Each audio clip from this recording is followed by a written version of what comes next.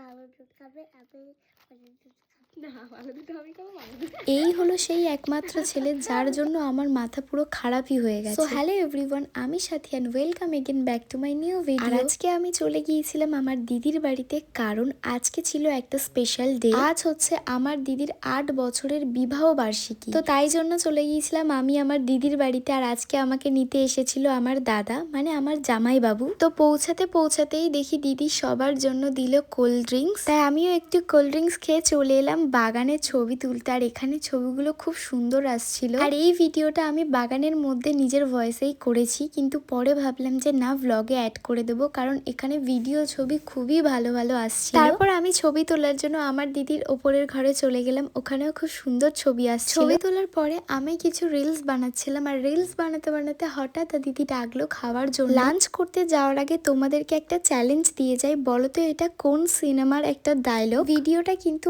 আমার প্রোফাইলে already upload আছে, সো তোমরা কিন্তু কমেন্ট করে জানাবে। আর এদিকে আজকে লাঞ্চে ছিল কিন্তু fried rice, chilli chicken, salad, chutney, papad, মিষ্টি। খাওয়া দাওয়া শেষ করে আমি কিন্তু এই মহারাজের সাথে খেলা করছিলাম। এই মহারাজের সাথে দেখা করার জন্য আমাকে কিন্তু 1 থেকে 1.5 ঘন্টা অপেক্ষা করতে হয়েছিল, কারণ উনি গিয়েছিলেন স্কুলে। তো স্কুল থেকেই ফিরে ও আমার সাথে একটু খেলাধুলা করছিল। আর লাস্টে তোমাদেরকে একটা গান শুনিয়ে আজকের ভিডিওটা শেষ করব। চাঁদ উঠেছে গানটা করছিলি, ওটা করে